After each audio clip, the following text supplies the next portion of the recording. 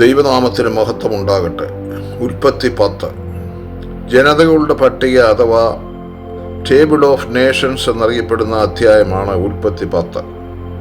നോഹയുടെ മക്കളായ ഷേം, ഹാം, യാഫത്ത് എന്നിവരുടെ വംശപരമ്പര ഈ അധ്യായത്തിൽ രേഖപ്പെടുത്തിയിരിക്കുന്നു. സകല മനുഷ്യരും നോഹയുടെ മക്കൾ എന്ന നിലയിൽ പരസ്പരം ബന്ധപ്പെട്ടിരിക്കുന്നു. ഷേമിൻ്റെ വംശപരമ്പരയിൽ ഉൾപ്പെട്ടിരിക്കുന്നതിനാൽ യേശുവും എല്ലാവരുമായി ബന്ധപ്പെട്ടിരിക്കുന്നു എന്ന് പറയാം. എല്ലാ വംശങ്ങൾക്കുമായി ദൈവം ഒരു പദ്ധതി നിശ്ചയിച്ചിട്ടുണ്ട്. യേശു എല്ലാ ജനതയുടെയും കർത്താവും രാജാതി രാജാവുമാണ്. യാഫത്തിൻ്റെ വംശാവലി മറ്റു വംശാവലികളെക്കാൾ ചെറുതായി രേഖപ്പെടുത്തിയിട്ടുള്ളതായി കാണുന്നു. 2-ാം വാക്യത്തിൽ കാണപ്പെടുന്ന യാവാൻ യവനന്മാരുടെ അഥവാ ഗ്രീക്കുകാരുടെ ആദ്യ പിതാവാണെന്ന് അനുമാനിക്കാം. യാഫത്തിൻ്റെ പിൻഗാമികൾ യൂറോപ്പിലേക്ക് കുടിയേറിയിരിക്കാനാണ് സാധ്യത. ഉൽപ്പത്തി 11-ാം അധ്യായത്തിൻ്റെ 1 മുതൽ 9 വരെയുള്ള വാക്യങ്ങളിൽ വിവരിച്ചിരിക്കുന്ന ബാബേൽ സംഭവത്തിന് ശേഷം ജനങ്ങൾ ലോകത്തിൻ്റെ വിവിധ ഭാഗങ്ങളിലേക്ക് കുടിയേറി പാർത്തതായി അനുമാനിക്കാം. ഹാമിൻ്റെ സന്തതികളിൽ ശാപഗ്രസ്തനായ കനാനെ കൂടാതെ ഉൽപ്പത്തി 9:25 കൂശ്, മിസ്രയീം, പുത്ത് എന്നിവരും ഉണ്ടായിരുന്നു. കൂശ് എന്നത് എത്യോപ്യയുടെ പുരാതന നാമമാണ്. മിസ്രയീം എന്നത് ഈജിപ്തിൻ്റെ മറ്റൊരു പേരാണ്.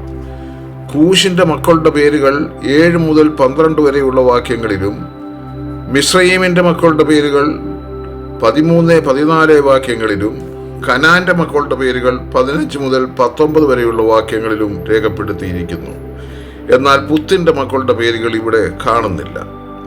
കൂശിൻ്റെ മക്കളുടെ കൂട്ടത്തിൽ നായാട്ടുവീരനായ നിമ്രോദും ഉണ്ട്. ബാബിലോൺ, ഷിനാർ, അസിറിയ, നിനവേ തുടങ്ങിയ സ്ഥലങ്ങൾ നിമ്രോദ് മുഖേന ഉത്ഭവിച്ചവയാണ്. 14-ാം വാക്യം അനുസരിച്ച് ഹാമിൻ്റെ മകനായ മിസ്രയീമിൽ നിന്നാണ് ഫെലിസ്തീയർ ഉത്ഭവിക്കുന്നത്. 10-ാം അധ്യായം 21 മുതൽ 24 വരെയുള്ള ഭാഗത്ത് ഏബർ എന്ന പേര് പ്രാധാന്യത്തോടെ നൽകിയിരിക്കുന്നതായി കാണാം. ഈ പേരിൽ നിന്നുമാണ് എബ്രായർ എന്ന പദം ഉത്ഭവിക്കുന്നത്. ഉൽപ്പത്തി 14-ാം അധ്യായത്തിൻ്റെ 13-ാം വാക്യത്തിൽ അബ്രാമിനെ ഒരു എബ്രായനായി ആദ്യമായി വിശേഷിപ്പിക്കുന്നു. അബ്രഹാമിൻ്റെ ആദ്യത്തെ പേര് അബ്രാം എന്നായിരുന്നല്ലോ. 24-25 വാക്യങ്ങളിൽ ശാലഹ് ഏബരിനെ ജനിപ്പിച്ചതായും ഏബരിന് പേലഹ് എന്നും യൊക്താൻ എന്നും പേരുകളുള്ള 2 പുത്രന്മാർ ജനിച്ചതായും കാണുന്നു.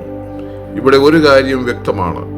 ലോകത്തിലുള്ള സകല പ്രാചീന ജാതികളുടെയും പേരുവിവരം ഒരുപക്ഷേ ഉൽപ്പത്തി 10-ാം അധ്യായത്തിൽ ചേർത്തിട്ടില്ലായിരിക്കാം.